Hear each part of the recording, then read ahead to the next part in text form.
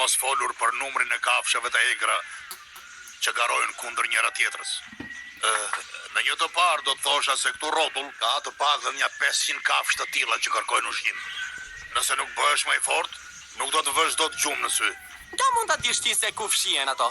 Dhe ta dish se sa janë? Mund t'ja arrish edhe ti. Fal një fuqie që duhet të mësosh ta përdorësh. Një fuqi që quhet ambicie. Ambicie.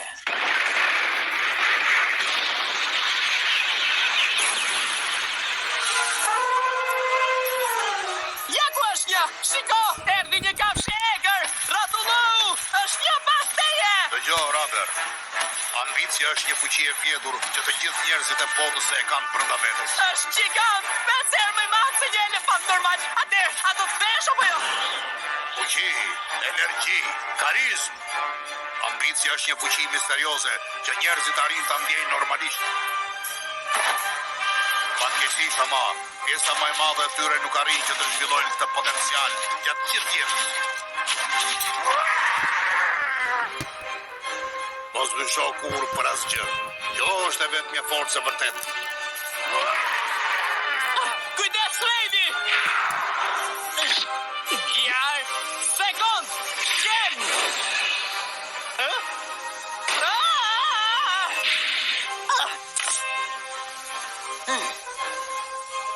Drejt që e mori, ka një forcë të paparë. Është shumë i fuqishëm, por mbi të gjitha është shumë i shpejt.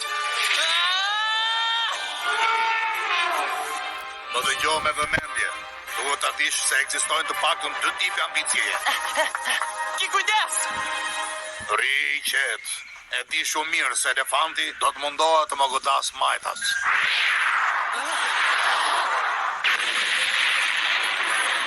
Fuqia e madhe për të ndjerë praninë e atij që ke për qark quhet ambicia e perceptimit. Çfarë force! Nëse mëson ta shfrytëzosh, jo vetëm që mund të jesh miq, edhe sikur të jenë jashtë